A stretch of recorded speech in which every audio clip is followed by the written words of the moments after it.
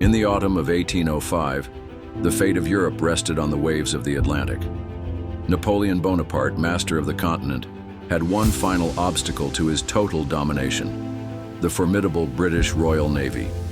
To shatter it, he amassed a colossal combined fleet of French and Spanish warships at the port of Cadiz, under the command of the hesitant Admiral Pierre-Charles Villeneuve. Villeneuve knew the peril. He was a capable sailor, but he was haunted by the specter of his adversary, Vice Admiral Horatio Nelson, a man who had become a living legend, a naval genius whose name struck fear into the hearts of his enemies. Nelson, aboard his legendary flagship HMS Victory, was a predator circling his prey.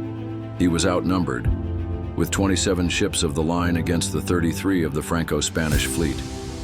But he possessed an audacious plan that defied all conventional naval doctrine. For centuries, naval battles were fought in rigid parallel lines, ships pounding each other into submission. Nelson intended to throw the rule book into the sea. He would split his fleet into two columns and sail them directly at the enemy's line, aiming to pierce it, shatter its formation, and create a chaotic, close-quarters melee where British gunnery and seamanship would reign supreme. It was a tactic of immense risk. The lead ships would endure the concentrated fire of the enemy line before they could bring their own cannons to bear. It was a gamble that could lead to annihilation, but Nelson thrived on such gambles. On the morning of October 21st, off Cape Trafalgar, the lookouts cried out. The enemy was in sight. A gentle breeze filled the sails as the two fleets slowly, inexorably closed the distance. Aboard the Victory, Nelson, clad in his full admiral's uniform, adorned with the very medals that made him a target, walked the quarterdeck. He was calm, resolute.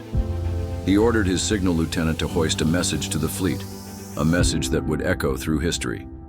England expects that every man will do his duty.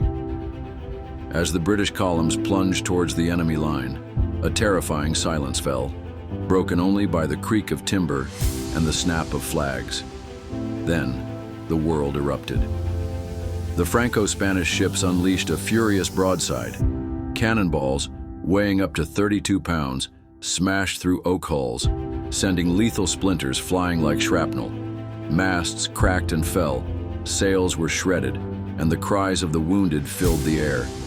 HMS Victory, at the head of its column, bore the brunt of the assault. Its wheel was shattered, its sails were in tatters, but it pressed on, a relentless behemoth. Finally, it broke through the enemy line, unleashing its own devastating broadsides from both sides. A double-shotted torrent of iron that ripped through the French ship Bucentaure and the colossal Spanish Santísima Trinidad. The battle dissolved into the chaos Nelson had envisioned. Ships locked together, their crews fighting hand-to-hand across the decks amidst the smoke and carnage. The superior training and faster firing rate of the British crews began to tell.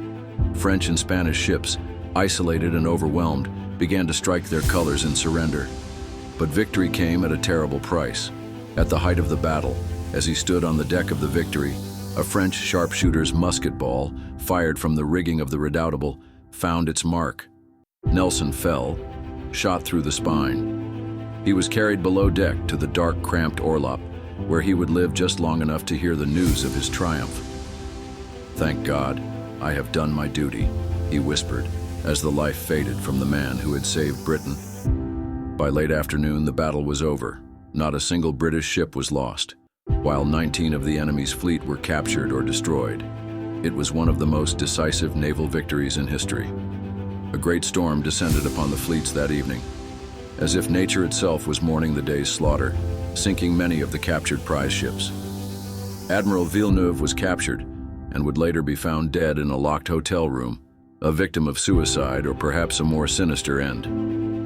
Napoleon's dream of invading England was shattered forever.